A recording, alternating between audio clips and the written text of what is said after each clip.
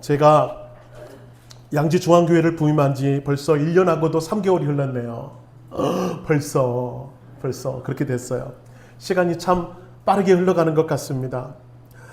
성도님과 친교를 나누면서 몇몇 성도님한테 이 얘기를 자주 들었어요. 목사님, 10년만 일찍 우리 교회에 오셨으면 좋겠어요. 목사님의 열정, 저희가 나이가 다 들어버려서 다 맞춰드리지 못해 죄송해요. 그렇게 말하는 성도님들이 계세요. 제가 뭔가를 자꾸 하려고 하니까 저를 예쁘게 봐주신 것 같아서 감사한 마음이 듭니다. 근데 제가 새벽에 그 말씀을 곰곰이 묵상하면서 자꾸 제 안에 떠오르는 또 하나의 말이 있는 거예요. 제 안에 속삭이는 말. 그러면 지금은 늦었단 말인가? 그러면 주님, 제가 잘못 온 것입니까? 막 그런 마음도 솔직하니 들더라라고 하는 거예요. 아니죠? 여러분, 그거 아니죠? 아멘. 좋은 의미로 주시는 말씀으로 받고 감사합니다. 그럼에도 불구하고 저는 오늘 여러분께 좀 말씀드리고 싶은 것은 뭐예요? 아직 늦지 않았다. 아직 늦지 않았다. 하나님은요, 늘 가장 정확한 타이밍에 역사하시는 분이신 줄로 믿습니다. 그래서 우리는 만날 만한 때에 만난 것입니다. 이 만남은 잘못된 만남이 아니고 다시 한번 부흥을 이루시고자 하는 주님의 계획 가운데 만나게 하시는 기쁨의 만남인 줄로 믿습니다. 그래서 여러분, 제가 여러분께 좀 부탁을 드리는 것은 10년만 일찍 오시지 그러셨어요. 이 말은 금물이에요. 금지요. 그런 말 다시는 하지 마세요. 자, 그럼 우리는 무슨 말을 하면 좋습니까? 아직 늦지 않았습니다, 목사님. 목사님 딱 절당할 때 오셨군요. 우리는 준비되었습니다. 부흥을 위해 함께 갑시다. 이렇게 할렐루야. 이렇게 인사했으면 좋겠어요. 한 번만 더 10년만 일찍 오시지 그랬다면 그러면 진짜 갔다가 10년 후에 다시 올 수 있어요. 자, 그런 의미로 저는 여러분과 함께 좀 강해 설교를 좀 준비하면서 우리가 계속 이어져 왔던 크리스천 베이직, 믿음의 사람이라면 이 정도는 좀 알고 있어야 되겠다라는 것들을 점검하던 중에 잠시 발걸음을 멈추고 저는 80세라는 늦은 나이에, 늦은 것 같은 그 나이에 주님의 부르심을 받아 세상을 변화시켰던 큰 기적의 인물 모세라는 사람을 통해서 우리가 아직 늦지 않았음을, 하나님의 때는 지금임을, 기적의 시작은 바로 오늘임을 우리가 확신하면서 말씀으로 좀 붙잡고 승리하는 우리가 되었으면 좋겠다라는 마음으로 강해의 말씀을 새롭게 시작하려고 합니다. 여러분, 한국교회의 문제점을 파헤친 책이 한 권이 있어요. 그 책의 제목은 바로 시험인간이라는 책입니다. 시험인간인 책. 이 책에서 말하는 것은 한국 사회는 시험을 통해서 사람들을 줄을 세우더라. 그래서 시험 중독에 빠져 있는 이 대한민국의 현 주소를 파헤치는 그런 책입니다.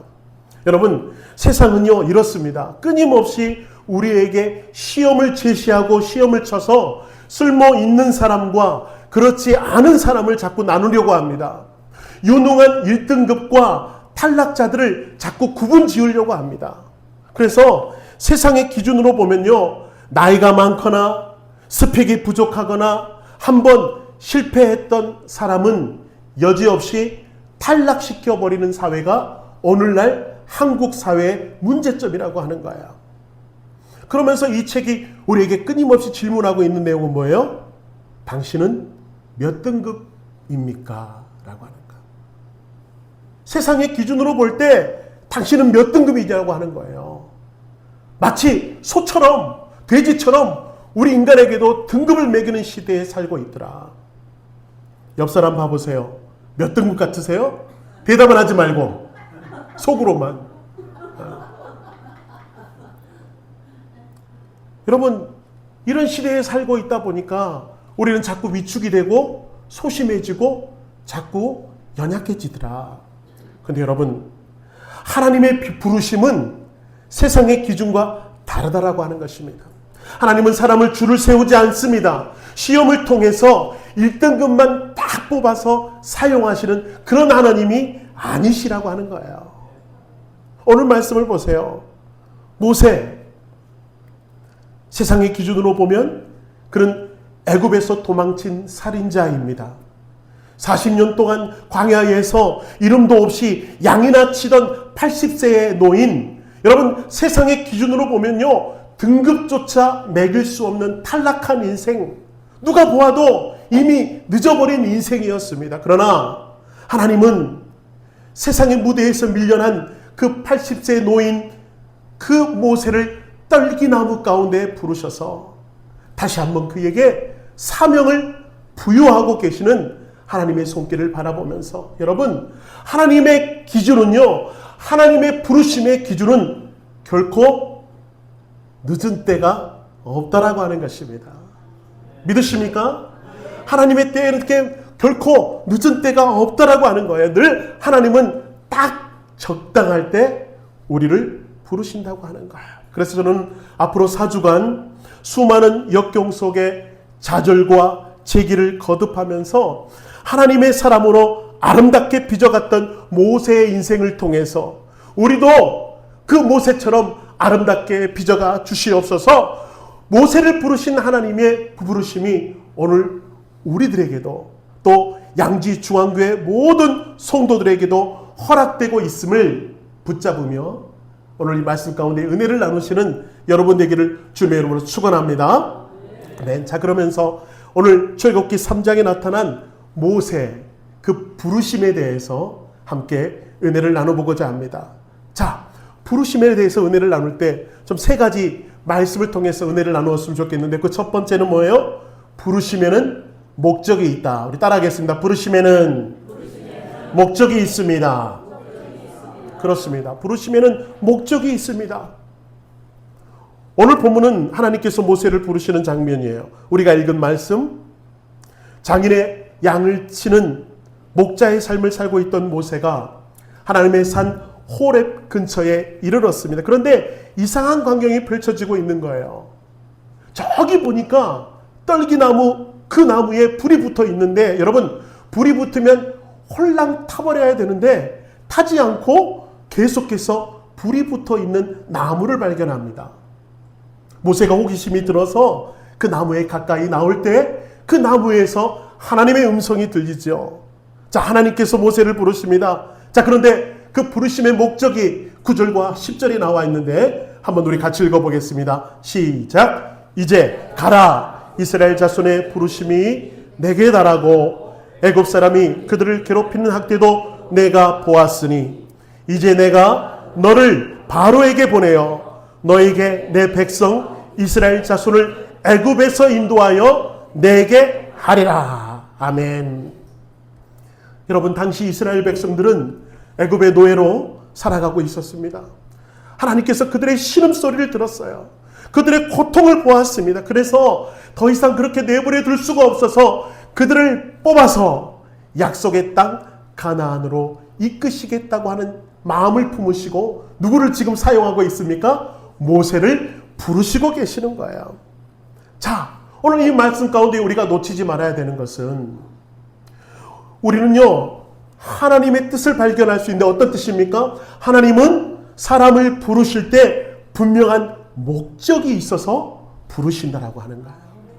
하나님께서 우리를 부르시는 것도, 오늘 여러분이 이 자리에 나와 있는 것도 목적이 있어서 부르신 줄로 믿습니다. 그래서 오늘 여러분 그 목적을 발견하는 것이 무엇보다도 중요하겠어요. 하나님, 나를 부르시는 그 이유가 무엇인지요? 그 목적을 발견할 때 우리 인생은 변할 수가 있더라. 오늘날 여러분 목적을 잃어버리고 사는 인생이 얼마나 많은지, 아이들에게 꿈이 무엇인지 물어보셨습니까? 꿈이 없대요. 그럼 어떻게 할 거니? 그랬더니 엄마가 시키는 대로 할래요. 아이들만 그렇습니까? 여러분들은 어떻습니까? 꿈이 있습니까? 하나님이 부어주시는 뜨거운 마음이 있습니까? 어떻게 이 땅에 살아가냐고요. 오늘날 목적을 잃어버리는 인생에 대해서 이런 우스갯소리가 있습니다. 어떤 사람이 마라톤에 참가했어요. 마라톤에. 요즘 마라톤 열풍이죠. 이 사람도 그 열풍에 휩쓸려서 마라톤에 참가했습니다. 처음에는 할만하더라고요. 막 뛰다가 날은 점점 더워지는 것 같고 힘이 드니까 그냥 포기하고 집으로 뛰기 시작했습니다. 자, 그런데 집으로 막 뛰어가는데 막 뒤가 따끔따끔거려요? 왜 그런가 하고 뒤를 돌아다 봤더니 여러분, 수많은 사람들이 마라톤 코스를 이탈해서 집으로 뛰고 있는 그 사람을 따라 뛰고 있더라라고 하는 거예요. 이 사람이 뛰고 있는 그 뒷모습만 바라보면서 많은 사람들이 그냥 따라 뛰고 있는 모습을 발견하게 됩니다. 여러분, 저 모습이 우습기만 합니까? 아니요. 오늘날 우리들의 모습은 아닌지, 목적을 잃어버리고 살아가는 현대인들의 모습은 아닌지요. 그런 우리들에게 에베소서 2장 10절의 말씀은 이렇게 말씀하고 계세요.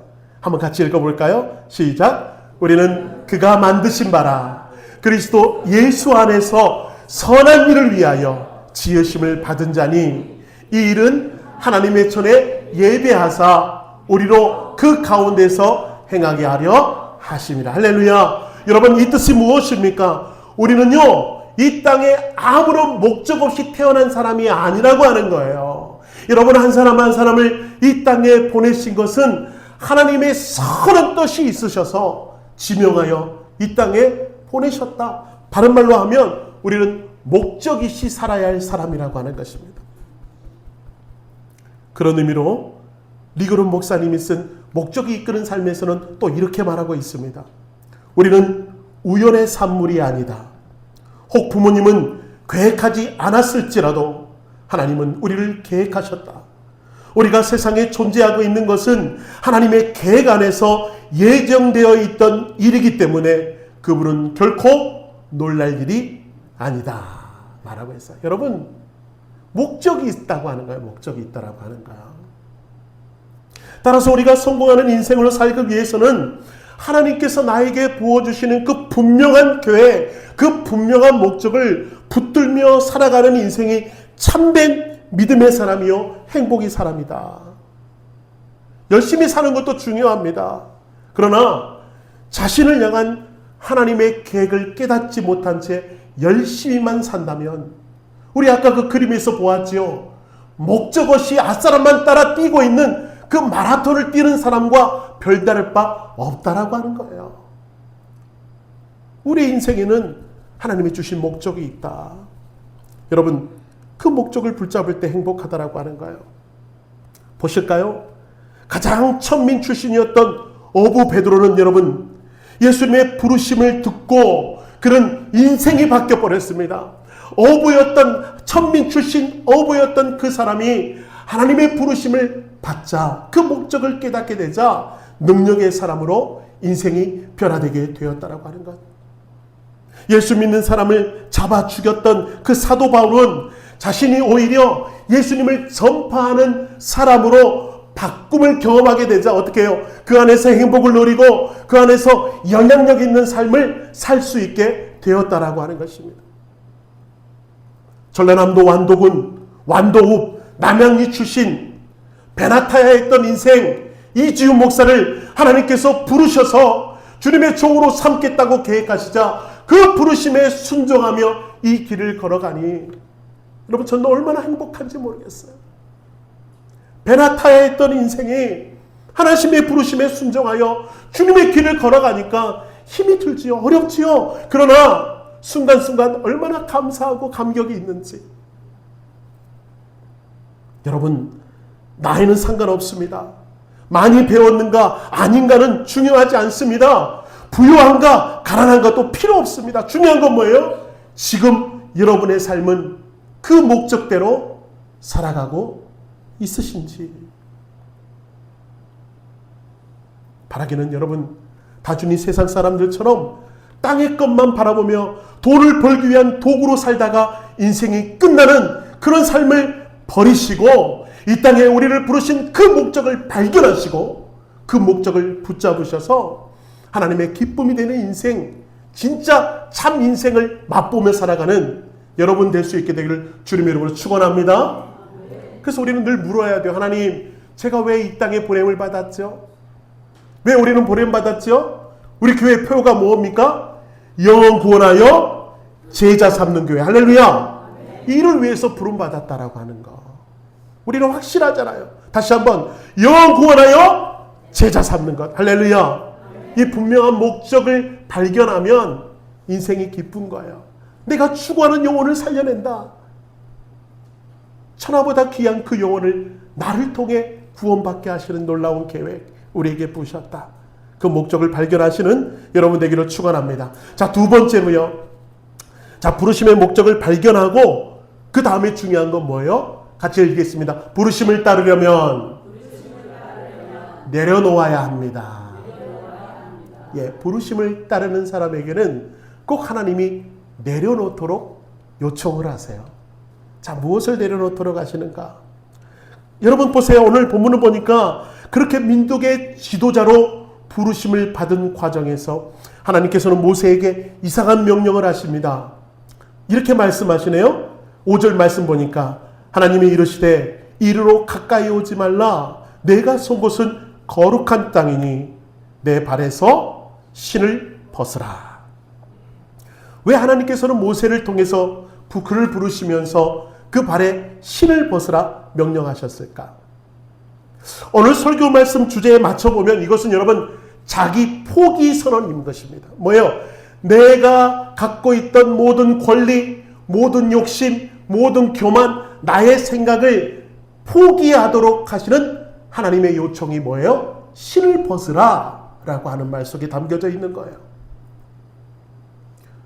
고대 이스라엘 관습에는 여러분 재판을 하다가 자신의 권리를 포기해야 할 때 신을 벗어서 자신의 의사를 표현했다고 하는 거예요.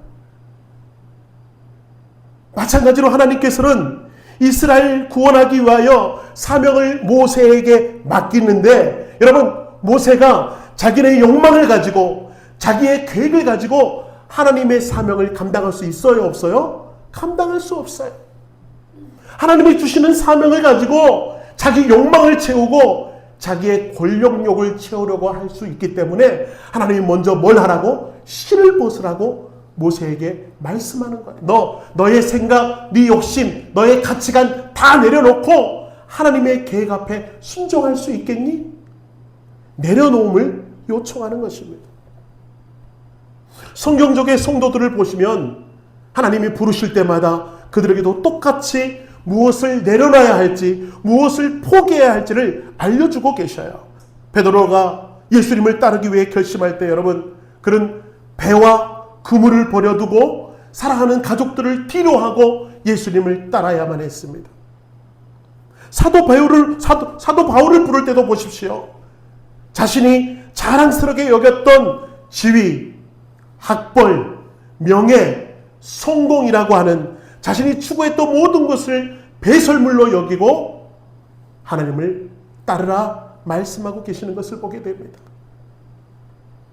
이지훈 목사가 주님의 종이로 되기로 결정할 때에 유학을 다녀와서 턱시도를 입고 많은 사람들의 박수와 환호성을 받으며 노래하며 내 영광을 드높이는 그 성악가의 꿈을 내려놓도록 하셨고 제가 그 꿈을 내려놓자 하나님은 저를 부르시고 사용하시더라라고 하는 거예요.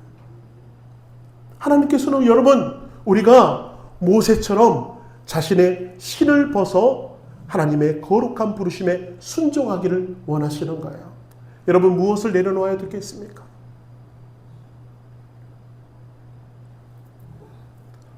로렌 커리맨 목사님이라고 여러분 잘 아실 거예요. 세계에서 가장 큰 개신교 선교 단체인 예수전도단 그 설립자이십니다. 그가 모든 사역을 내려놓고 예수전도단의 설립을 놓고 기도하며 나아갈 때 이 목사님에게 큰 사건이 하나 생겼습니다. 커리맨 목사님 내외가 사막의 고속도로를 다 달리고 있을 때 거기서 그만 큰 교통사고를 당하고 말았습니다.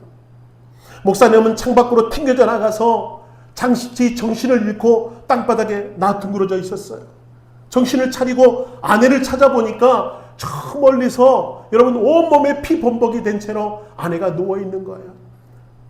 엉금엉금 뛰어가서 아내를 붙잡고 숨을 쉬나 맥박을 뛰고 있나 체크해보니까 숨도 쉬지 않고 맥박도 뛰지 않는 겁니다. 그런 아내를 품에 안고 엉엉 울고 있는데 여러분 어디선가 이 목사님을 부르는 소리가 들리는 것 같아요. 그래서 이 목사님은 지금 하나님이 나를 부르시고 계시는구나 직감을 하고 하나님 앞에 대답합니다. 울먹이는 목소리로 네 주님 제가 여기 있습니다. 그때 하나님의 목소리가 들려와요. 로렌, 이래도 여전히 나를 섬기겠느냐? 이래도 여전히 나를 섬길 수 있겠느냐? 그때 눈물 가득히 고여있던 목사님이 이렇게 대답합니다. 예 주님, 그래도 당신을 사랑하고 섬기겠습니다. 그러자 주님이 말씀하셔요. 달린을 위해 기도하라. 그 말을 듣고 정신을 차리고 아내를 위해서 간절히 기도하기 시작합니다. 기도하니까 여러분, 사모님의 호흡이 돌아왔고 심장이 뛰기 시작하는 거예요. 그 기적을 경험하게 됩니다. 그 기적을 경험하고 이 목사님이 책을 하나 썼으니 그 책의 제목이 내 신을 벗으라 라는 책. 거기서 이런 말씀을 해요. 그날 내 마음에 각인됐듯 절실하게 깨닫게 된 것은 우리가 우리의 권리를 포기하고 내려놓을 때 비로소 하나님은 당신의 능력을 나타내신다는 사실이었다. 내가 모든 것을 잃었다는 생각이 들고 나서야 내 삶에서 내 것이란 아무것도 없다는 것을 깨닫게 되었다.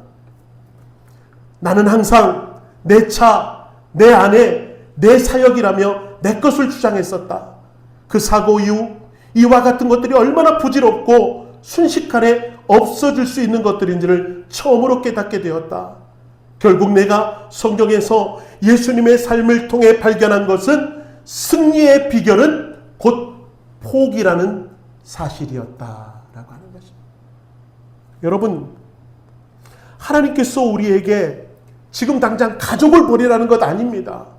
내가 다니고 있는 직장을 그만두라는 것 아닙니다. 여러분, 하나님이 원하시는 것은요, 주어를 바꿔라, 주어를. 내 남편, 내 아내, 내 자녀, 내 사업이 아니고 모든 소유권을 누구에게 맡겨드려라? 하나님께 맡겨드릴 때 하나님이 내 삶의 주인 되시고 하나님이 그때서야 나를 사용하시고 이끌어 가신다라고 하는 거예요. 맡겨드릴 때. 그래서 오늘 여러분에게 다시 한번 질문합니다. 여러분이 꼭 붙잡고 결코 벗지 않고 있는 그 신은 무엇입니까? 그 신을 오늘 이 시간 주님 앞에 한번 벗어보진 않으시겠습니까? 우리가 안간힘을 쓰고 있는 그 무엇을 주님의 손 앞에 내려놓고 우리가 빈손으로 주님 앞에 나아갈 때 주님이 그때서야 우리 빈손에 사명을 채우시고 주님의 뜻을 채우시고 주님의 부르심의 목적을 채워주시고 그 부르심을 붙잡을 때 우리의 인생이 놀랍도록 바뀌는 그런 은혜가 있다라고 하는 것. 사랑하는 성도 여러분, 오늘 이 시간 내가 움켜쥐고 있는 것, 이걸 주님 발 앞에 내려놓으시고 나를 부르시는 그 사명의 자리로 우리가 순종하며 나아갈 때, 여러분, 우리 먹고 사는 건 누가 책임져요? 아, 왜 대답이 시원찮아? 중앙교회 성도들 아닌 것 같았어 방금은. 자, 다시 한번 중앙교회 성도입니다 우리는. 자, 먹고 사는 건 누가 책임져요? 하나님. 아직도 두 사람이 의심이 돼서 하나님? 그렇게 의문문을 붙이는데, 아니, 느낌표를 붙이세요. 우리가 먹고 사는 것은 누가 책임진다? 하나님이 먹고 미비시고 붙드시는 것을 경험하게 되더라. 여러분, 그 경험을 하고 나면 인생이 바뀌는 거예요. 전전긍긍해야 사는 줄 알았더니, 아, 우리가 정말 붙들어야 될 것을 붙들고 우리가 정말 목표해야 될 것을 목표할 때 나의 모든 것을 주 앞에 내려놨더니 주님이 먹이시는구나. 주님이 붙드시는구나. 영혼 구원하려고 뛰어다녔더니 내 먹고 사는 것은 하나님이 책임지시는구나. 이걸 경험하는 사람은요, 기꺼이 내려놓도록 하는 거예요. 우리 옆 사람에게 한번 축복할까요? 주님 앞에 내려놓으십시오. 인사하겠습니다.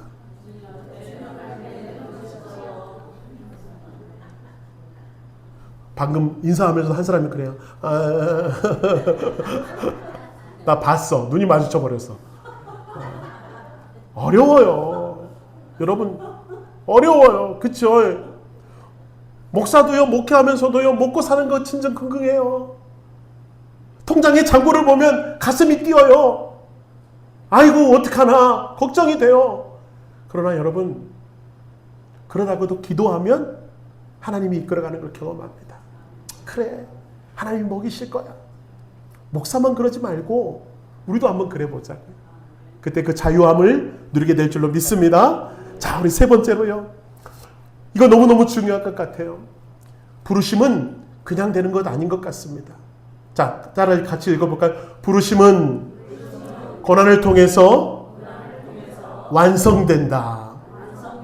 고난을 통해서 완성됩니다. 사실 오늘 본문 속의 모세는요, 하나님의 부르심에 선뜻 순종하지 못하는 것을 발견합니다. 왜요? 내가 자격 없는 것을 누구보다도 자기가 잘 알거든요. 하나님의 부르심 앞에 자꾸 의문이 드는 거예요. 그래서 하나님께 실랑이합니다. 저는 말도 잘 못하는데요. 저는 부끄러워요. 저는 그런 제목이 아니에요. 하나님 잘못 오신 거예요. 자꾸 하나님께 의문문을 던지면서 하나님과 실랑이합니다. 그럴 수밖에 없죠. 여러분 보세요. 모세의 형편 우리는 잘 알고 있습니다. 어려서부터 죽을 고비를 넘겨 우열곡절 끝에 이집트 왕족으로 성장했던 모세. 그러나 여러분 어느 날 그 동족이 폭행을 당하고 있는 것을 보면서 이집트 사람을 그만 살해해버리고 말았죠. 그래서 광야로 도망갔던 도망자 신세입니다. 지금은 무려 40년 동안 장인의 양이나 치고 있던 보잘것없는 목자. 여러분 양은 잘 칠 수 있을지 모르겠으나 사람 앞에 서는 것 모세 다 잃어버렸어요. 가장 연약하고 가장 보잘것없는 그때의 모습이 바로 지금 모세의 모습이라고 하는 것. 초라한 삶을 살고 있는 모세. 내가 어떻게 이스라엘의 목자가 됩니까? 내가 어떻게 그 민족을 이끌어서 애굽 땅으로 이끌어서 약속의 땅으로 데려갈 수 있는 것, 저는 하지 못합니다. 여러분 모세가 충분히 그럴만 할 것 같아요. 여러분 그러나 하나님께서 사람을 부르시는 기준은요 분명히 우리와 다르다고 하는 거예요. 하나님께 필요했던 사람은 최고의 교육을 받아 승승장구하던 왕족 모세가 아니라 수많은 고난과 역경을 다 겪어오고 겪어오면서 깎이고 깎인 조약돌 같은 모세, 그 모세를 하나님은 부르시고 사용하시더라라고 하는 거예요. 여러분 볼까요? 미국의 봉사 무디 목사님은 모세의 일생을 세 단계로 나누어서 말하고 있습니다. 자, 첫 번째 단계는 뭡니까? I am somebody라고 하는 거예요. I am somebody. 모세가 자신을 대단한 사람이라고 착각하면서 막 목에 힘을 주고 살았던 애굽의 왕자의 단계가 바로 I am somebody일 것 같아요. 하나님은 이때 모세를 부르시는 것이 아닙니다. 그렇다면 모세를 부르신 두 번째 단계는 어떤 단계입니까? I am nobody라고 하는 거예요. 광야의 40년을 고쳐오면서 내가 얼마나 무능한 존재인지, 내가 얼마나 연약한 존재를 깨닫고 가장 낮은 곳에 내려가 있을 때 하나님은 그때 모세를 부르셔서 하나님을 이렇게 모세를 사용하십니다. 세 번째 단계 I am God body로 사용하시는 거예요. 나는 아무것도 아닙니다. 나는 고뇌 속에서 깎이고 쓰러지고 넘어졌던 불쌍한 사람이었습니다. 그렇게 고백하는 단계에 이르러서야 하나님은 그 모세를 통하여 놀라운 기적과 역사를 이루시는 하나님의 능력자로 사용하시더라라고 하는 것입니다. 이런 것을 보았을 때 여러분 하나님의 부르심은요 이처럼 고난을 통해서 완성된다는 사실을 우리는 알 수가 있어요.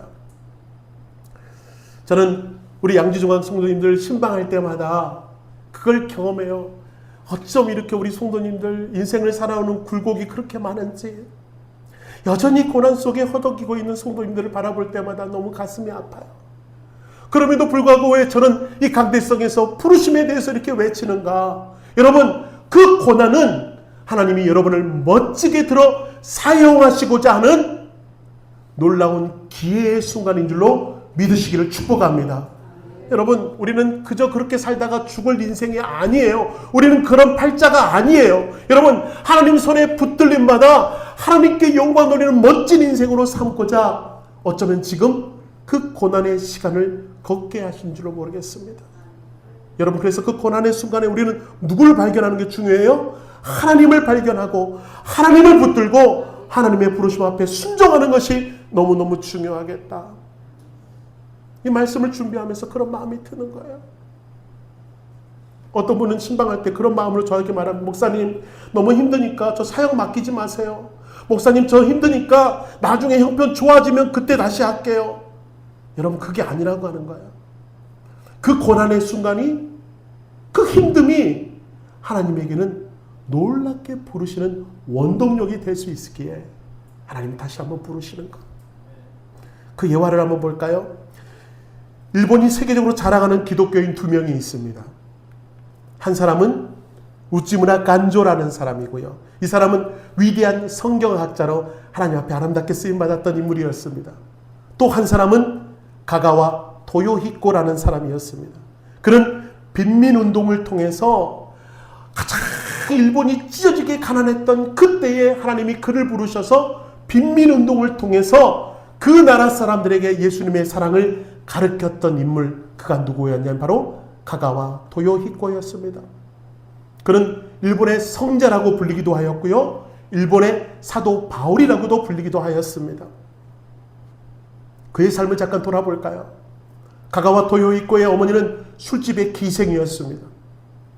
그의 아버지는 고베 시장이었습니다. 그러니까 고베 시장이 기생을 첩으로 들여서 나온 아들이 바로 가가와 도요히코였습니다. 근데 그의 인생이 행복하진 않았어요. 어릴 적에 아버지가 일찍 세상을 떠났습니다. 그 뒤를 이어 어머니도 일찍 세상을 떠났습니다. 그래서 어쩔 수 없이 이 가가와 도요히코는 아버지의 본처의 집에 들어가서 살아야 했습니다. 여러분, 그 삶이 얼마나 고단했겠어요. 그 어린 나이에 아버지의 본처의 집에 들어가 눈칫밥을 먹으며 살아야 했던 이 고단한 아이는 날마다 구박을 받고 학대를 받고 매를 맞으며 그렇게 살아야 했습니다. 그가 12살 때에 마땅히 갈 데가 없어서 담벼락에 쭈그리고 앉아 우는 건지 신음소리 안 되는 건지 그렇게 앉아 있었어요. 바로 그때 그 앞에 북을 치며 나팔을 불며 지나가는 행렬이 있었습니다. 바로 예수 전도단이었습니다. 그 행렬의 소리는 이렇습니다. 주 예수 그리스도를 믿으십시오. 그리하면 하나님의 자녀가 될 수 있습니다. 인생의 참 소망은 예수 그리스도에게 있습니다. 이 말을 하고 지나가는데 여러분, 가가와 도요히코가 그 소리를 듣는 순간 가슴에 탁 하고 치는 소리가 들려옵니다. 그래서 그 자리에 벌떡 일어나서 예수 전도단을 따라갑니다. 그리고 그 사람을 붙잡고 물어봅니다. 정말입니까? 나 같은 기생의 자식도, 나 같은 첩의 아들도 예수님만 믿으면 하나님의 아들이 될 수 있습니까? 그러자 그분은 확실히 참 목소리로 대답합니다. 물론입니다.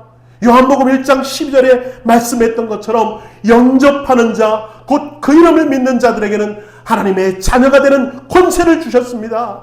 바로 당신이 예수를 믿기만 하면, 예수님을 영접하기만 하면 하나님의 자녀가 될 수 있습니다. 그는 그 길로 자기의 마음을 열고 예수님을 영접하기로 결정합니다. 그리고요, 그때부터 누가 자신에게 당신이 누구입니까? 물으면 그는 서슴없이 대답합니다. 나는 하나님의 아들입니다. 나는 기생의 자식도 아니고 첩의 아들도 아니고 하나님의 아들입니다. 그런 이 긍지와 자부심으로 자기처럼 불쌍하고 처절한 사람들에게 찾아가서 복음을 증거하고 예수를 증거했다라고 하는 것. 일평생 가난한 자와 함께 살았던 사람이 바로 이분이었습니다. 사랑하는 성도 여러분, 지금 혹시 고난의 터널을 지나고 계신 분 계십니까? 그 터널 속에 신음하는 분이 계십니까? 아니면 나는 나이가 이미 들어버려서 자신은 더 이상 아무런 가치가 없는 초라한 존재라고 말하고 있는 분이 계십니까? 오늘 모세를 부르신 하나님이 바로 저와 여러분의 하나님이신 줄로 믿습니다. 우리가 겪고 있는 고난마저도 우리를 하나님의 사람으로 빚어가시는 거룩한 도구가 될 수 있기에 그 말씀에 순종하여 나가는 저러분처럼 되셔서 하나님의 멋진 부르심을 당하는 믿음의 사람 되시기를 축원합니다.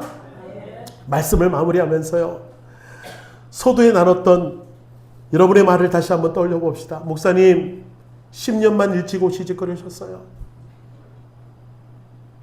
저희가 나이가 들어버려서 그 열정을 따라 살지 못해 죄송해요.